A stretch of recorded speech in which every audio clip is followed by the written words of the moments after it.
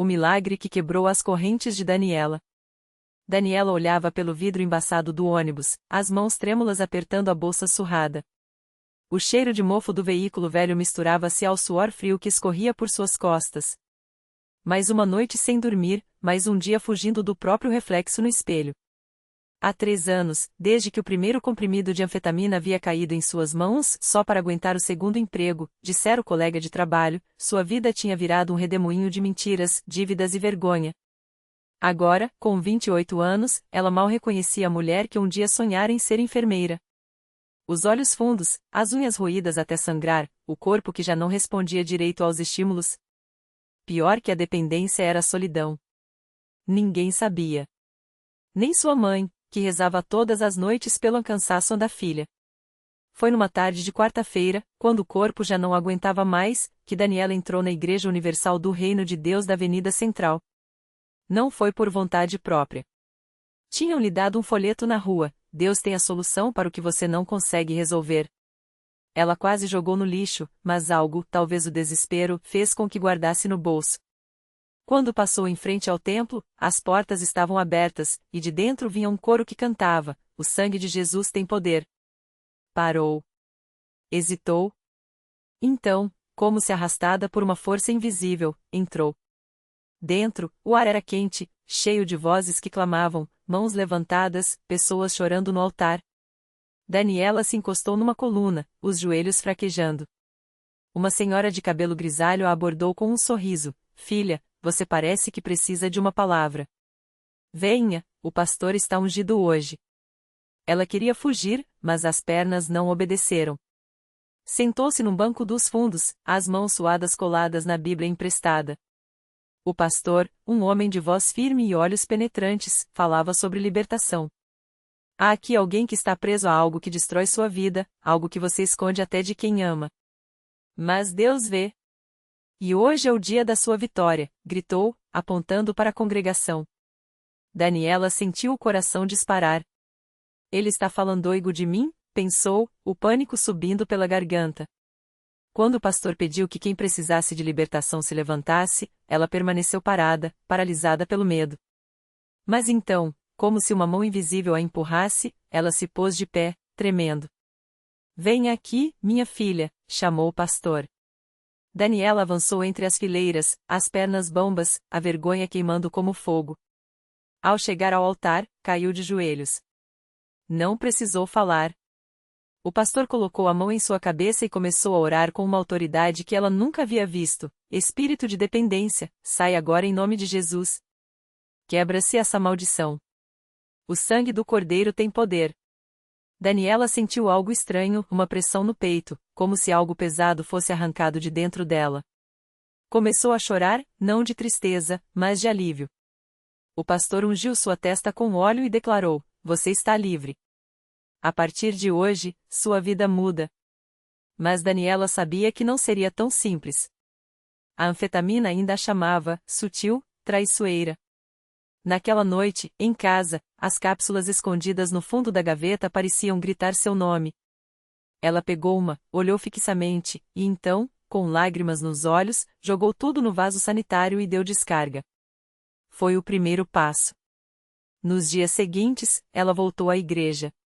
Participou da corrente de oração das 7 horas, onde dezenas de pessoas se reuniam para clamar por milagres. Ouviu testemunhos de pessoas libertas de vícios, doenças, dívidas. Uma mulher contou como havia sido curada de um câncer após jejuar e dar uma oferta de fé. Um homem chorou ao relatar como deixou o álcool depois de ser ungido na fogueira santa de Israel. Daniela anotava tudo no caderno que ganhou na igreja: Fé sem obras é morta, a oferta abre as janelas do céu, Deus honra quem o busca de todo o coração. O pastor a desafiou: Se você quer a vitória completa, tem que fazer a campanha dos 7 dias de jejum e oração. E não pode faltar a vigília de sexta-feira. Ela aceitou. Foram 7 dias de luta, noites em claro, dor de cabeça, o corpo pedindo a droga. Mas todas as manhãs, às 5 horas, ela estava na igreja, de joelhos, com a Bíblia aberta em Salmos 34, busquei ao Senhor, e Ele me respondeu, livrou-me de todos os meus temores. Na vigília, quando o pastor orou novamente por ela e a congregação impôs as mãos, Daniela sentiu uma paz que não conhecia há anos. Dessa vez, não era alívio passageiro. Era libertação. O milagre não parou aí. Daniela começou a frequentar os cultos de prosperidade. Aprendeu que a fidelidade no dízimo e nas ofertas era uma aliança com Deus. Não é para a igreja, é para você, explicava o pastor. Deus abençoa quem confia nele. Ela, que vivia endividada, começou a separar os 10% do seu salário de auxiliar de enfermagem. No início, foi difícil. Mas em 3 meses, uma promoção inesperada chegou. Depois, uma colega de trabalho lhe ofereceu um segundo emprego em um consultório particular, sem precisar de anfetamina para aguentar. As contas começaram a fechar. As noites de insônia, a diminuir. O maior milagre, porém, foi o reencontro com a família. Num domingo, depois do culto, Daniela convidou sua mãe para almoçar. Tremi ao contar, mas as palavras saíram: "Mãe, eu estava viciada. Mas Jesus me libertou." A mulher, de início, ficou em choque.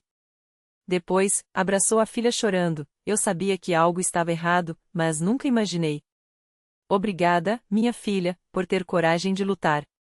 Naquela noite, as duas foram juntas à igreja. Sua mãe, que sempre fora católica, se emocionou ao ver a filha no altar, dando seu testemunho, forte, sorridente, vestida de branco, o símbolo da vitória. Hoje, Daniela é enfermeira formada. Trabalha no hospital público e, nas horas vagas, serve como obreira na Universal. Ajuda na reunião das mulheres que oram pelos filhos, onde muitas mães choram pelos mesmos dramas que ela viveu. Sempre que pode, ela repete a frase que ouviu do pastor naquele primeiro dia: "Deus não muda a sua história, Ele reescreve ela." Ela aprendeu que o milagre não foi só a libertação das drogas. Foi descobrir que, mesmo no fundo do poço, havia uma mão estendida. Que a fé não é passividade, é luta. Que a igreja não é um lugar para perfeitos, mas para quem precisa de um Deus que transforma. E que, às vezes, a maior batalha não é contra o vício, o dinheiro ou a doença, é contra a voz que sussurra: "Você não merece ser livre." Daniela sorria ao lembrar daquela quarta-feira, quando entrou arrasada na igreja e saiu com uma promessa. Hoje, ela sabe: milagre não é sorte. É Deus respondendo à fé de quem não desiste.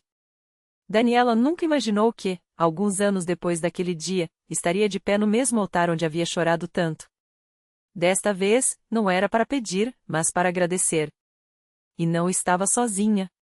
Ao seu lado, com os olhos brilhando de orgulho, estava o filho que ela pensou ter perdido para sempre. Luca tinha apenas 7 anos quando ela mergulhou no vício. Hoje, com 16, ele era um jovem alto, de voz firme e um sorriso que iluminava a igreja. Não foi fácil reconquistar sua confiança. Foram anos de lágrimas, de desculpa, filho repetidos como uma oração, de provar que a mãe que ele via agora não era a mesma que o abandonara nos cuidados da avó. Mas o tempo e a fidelidade de Deus foram restaurando o que o pecado havia quebrado. Naquela noite de testemunho, Lucas segurou o microfone com as mãos trêmulas. "Eu lembro da minha mãe chegando em casa alta, brigando com a avó, sumindo por dias. Eu achava que ela não me amava. Até que um dia, ela me levou na Universal. Eu não entendi nada, só vi ela chorando no chão. Mas tinha uma coisa diferente nela. Uma paz que eu nunca tinha visto." Ele fez uma pausa, engolindo o choro. "Hoje, eu sei que foi Deus quem segurou ela. E foi Ele quem me devolveu a mãe que eu sempre sonhei em ter." A plateia explodiu em aplausos e glórias a Deus. Muitas mães na plateia se levantaram, com fotos dos filhos nas mãos, clamando pelo mesmo milagre. Daniela as olhava com os olhos cheios d'água, porque ela sabia: cada uma daquelas mulheres tinha uma história de dor, mas também uma semente de fé que só precisava ser regada. Depois do culto, uma senhora de cabelos grisalhos se aproximou, segurando uma Bíblia desgastada. "Minha filha está presidiária por causa das drogas. Você acha que ainda tem esperança?" Daniela não hesitou. Pegou as mãos daquela mãe e olhou fundo em seus olhos. "Se Deus mudou a minha história, Ele muda a dela também. Mas você tem que lutar. Tem que vir todo santo dia, jejuar, orar, declarar a palavra. Não é fácil, mas vale a pena. Minha mãe fez isso por mim. E hoje, graças a Deus, eu estou aqui." Os dias seguintes não foram um mar de rosas. Daniela ainda enfrentava noites de insônia, onde as memórias do passado tentavam roubar sua paz. Mas agora ela tinha uma arma que não conhecia antes, a palavra de Deus. Toda vez que a tentação de desistir batia à porta, ela abria a Bíblia e lia em voz alta: todo aquele que o Pai me dá, virá a mim, e o que vem a mim, de modo nenhum o lançarei fora. João 6:37. Era como se Jesus mesmo estivesse ali, segurando sua mão. Um dia, enquanto arrumava a casa, ela encontrou uma caixa velha escondida no fundo do armário. Dentro, fotos amareladas de uma época que ela preferia esquecer, ela magra, olheiras fundas, segurando um baseado com um sorriso vazio. Ao lado, um bilhete que havia escrito em um momento de desespero: se eu morrer, cuida do Luca. Desculpa. Ela segurou o papel entre os dedos, sentindo o peso daqueles anos perdidos. Mas, em vez da dor de antes, sentiu gratidão. Aquela mulher da foto não existia mais. No lugar dela, estava uma mãe restaurada, uma filha de Deus, uma guerreira. Naquele mesmo dia, ela recebeu uma mensagem no celular. Era de uma amiga da época das drogas, que ela havia encontrado meses antes na rua e convidado para a igreja. Daniela, hoje eu vim no culto. Não aguento mais essa vida. Me ajuda. Ela sorriu, porque reconheceu ali a mesma voz de Deus que um dia a havia chamado. Respondeu na hora: vem, minha irmã. A porta da Universal está aberta. E Jesus está te esperando. Porque esse era o maior milagre de todos: a igreja não era um lugar para quem já estava bem, mas para quem ainda estava quebrado. E Daniela, que já havia sido todas essas coisas, agora era uma prova viva de que Deus não apenas perdoa, Ele transforma. Não apenas libera, Ele restaura. Não apenas ouve, Ele age.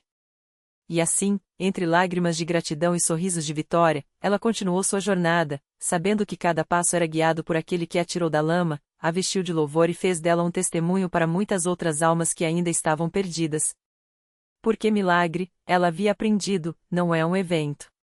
É um estilo de vida. Daniela não imaginava que, apenas alguns meses depois, aquele mesmo chamamento que a salvou seria usado por Deus para tocar outra vida de uma forma ainda mais surpreendente. Era uma tarde de sábado, e ela estava na porta da Universal distribuindo convites para a campanha de libertação que começaria na semana seguinte. Seu coração ardia com o mesmo fogo que um dia a havia feito entrar ali, arrasada, em busca de uma saída. Foi quando viu ele. Um homem alto, de olhos fundos e postura curvada, como se carregasse o mundo nas costas. Vestia uma camisa puída, as mãos tremiam levemente, e o cheiro de álcool ainda impregnava suas roupas, mesmo sendo apenas 3 da tarde.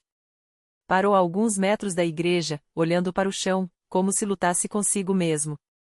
Daniela reconheceu aquele olhar, era o mesmo desespero que ela tinha antes de conhecer Jesus. Sem hesitar, ela se aproximou com um sorriso tranquilo. Irmão, tudo bem? Posso te ajudar em algo?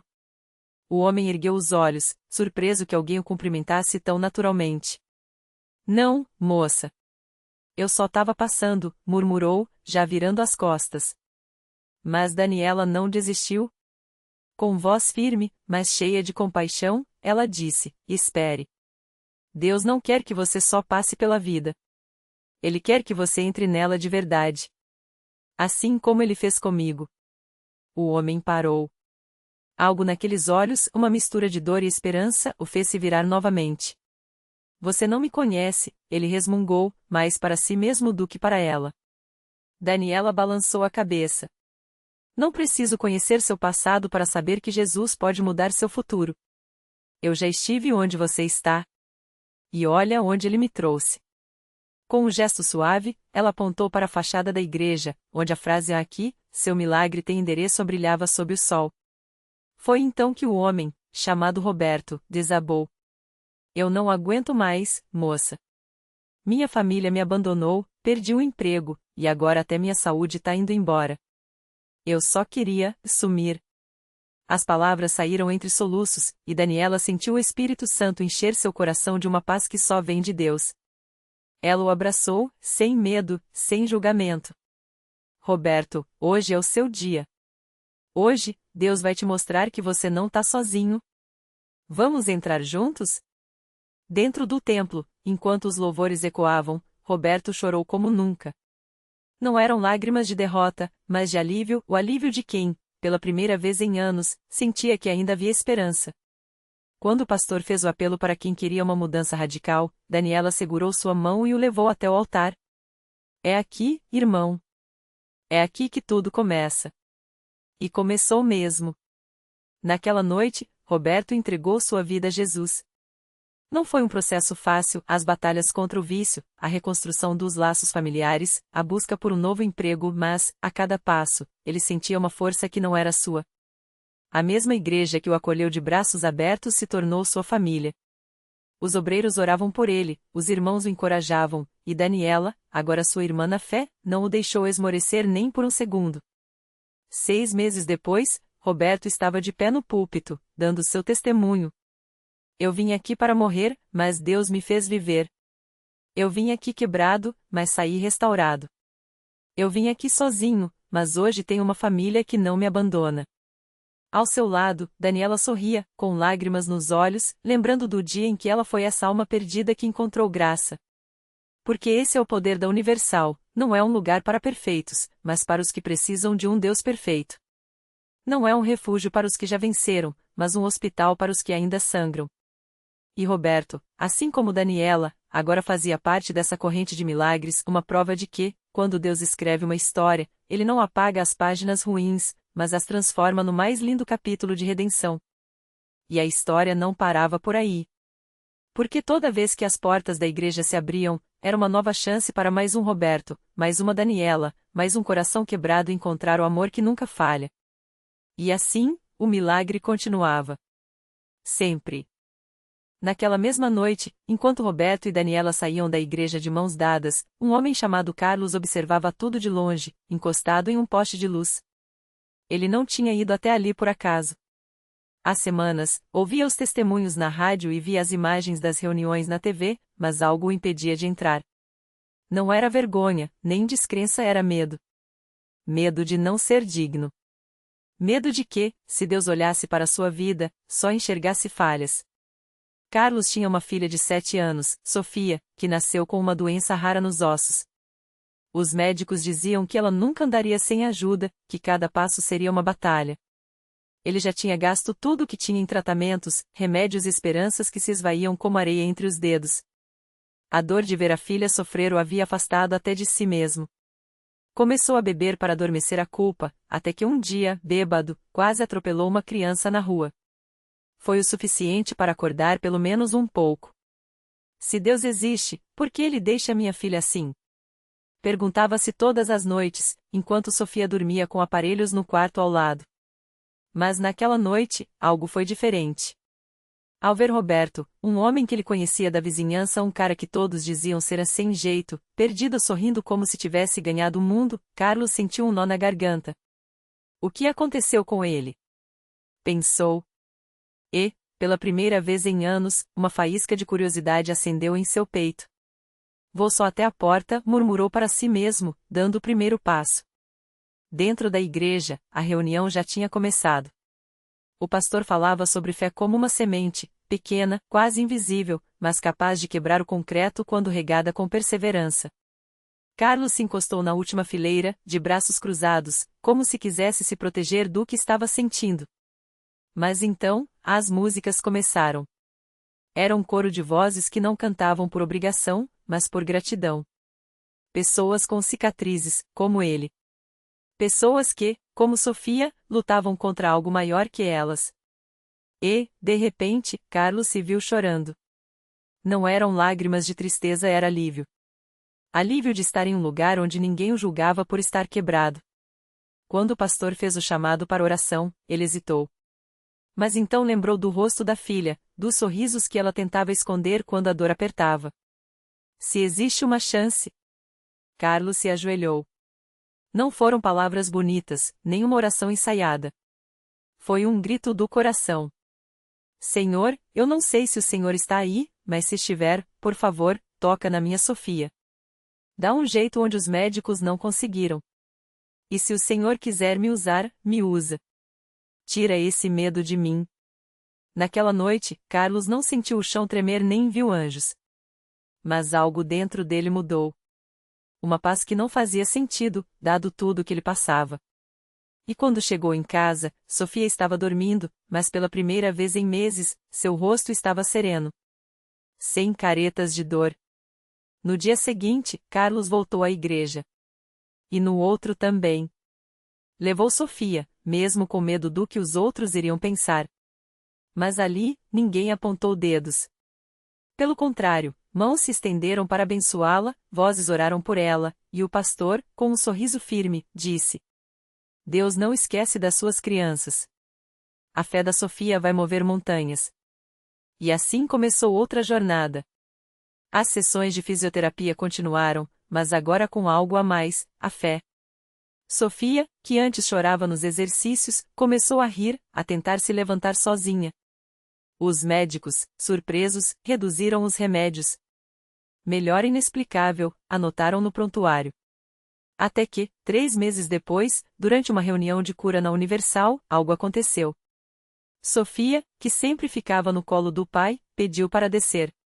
Carlos, com o coração na mão, a colocou no chão, segurando suas mãos para que não caísse. Mas então, a menina solitou. Pai, solta.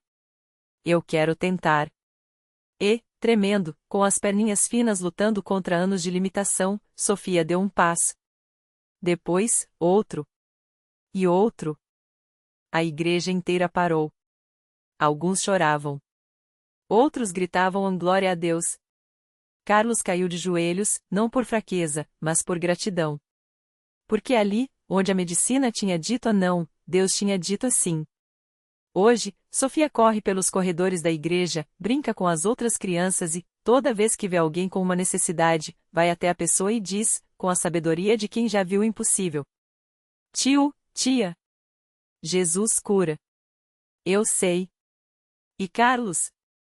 Agora ele é um dos que ficam na porta, não mais por medo, mas para convidar outros que, como ele um dia, pensam que não há saída. Porque ele aprendeu que na Universal não se vende ilusões, se entrega a esperança. E esperança, quando é de Deus, não decepciona. A história de Carlos e Sofia se juntou à de Roberto, à de Daniela, e à de tantos outros que, em meio ao desespero, encontraram um Deus que não só ouve, como age. E assim, o milagre continua. Sempre. Porque onde há um coração disposto a crer, Deus faz morada. E onde Deus faz morada, a transformação é certa. E as portas estão sempre abertas. Para você também. O milagre se completou quando, anos depois, Carlos e Sofia se reencontraram na mesma igreja que os acolheu. Desta vez, não como crianças perdidas, mas como adultos transformados, ele, um líder que guiava outros pelas mesmas veredas de dor que um dia percorreu, e ela, uma jovem que, com seus olhos brilhantes, ainda repetia a mesma frase: Jesus cura. Eu sei, agora não só com palavras, mas com atos. Sua fé tinha se tornado um farol. Naquele dia, um homem entrou arrastando os pés, o rosto marcado pelo peso de uma vida de derrotas. Olhou para os dois na porta, como se buscasse uma desculpa para ir embora. Carlos sorriu, estendeu a mão e disse: Eu também achei que não tinha jeito. Até conhecer aquele que faz o impossível. Sofia, sem hesitar, tomou a mão do homem e o levou até o altar. Enquanto oravam, algo dentro daquele coração endurecido começou a ceder, como gelo sob o sol. A reflexão que ficou não foi sobre o milagre em si, mas sobre como ele nasce, da ousadia de quem, mesmo ferido, escolhe confiar. Deus não precisa de pessoas perfeitas, precisa de corações disponíveis. Carlos e Sofia eram prova disso, com suas cicatrizes visíveis, e ela, com uma fé que nenhum ou não a conseguiu abalar. O verdadeiro milagre não era só a cura do corpo ou da situação, mas a restauração da alma que aprende a ver além das paredes do desespero. A lição era simples, mas profunda: ninguém está tão quebrado que não possa ser reconstruído. Nenhuma noite é tão longa que a luz não possa rompê-la. A Universal não era um lugar de respostas mágicas, mas de encontros reais entre o homem e Deus, entre a dor e a graça, entre o ontem que machuca e o amanhã que redime. E assim, as portas permanecem abertas. Não como convite a uma religião, mas a um recomeço. Porque Deus não muda circunstâncias para depois mudar pessoas, Ele muda pessoas para que elas mudem suas circunstâncias. E isso, sim, é um milagre que nunca cessa. Talvez você também esteja na porta hoje, hesitante. Entre. A história deles pode ser a sua.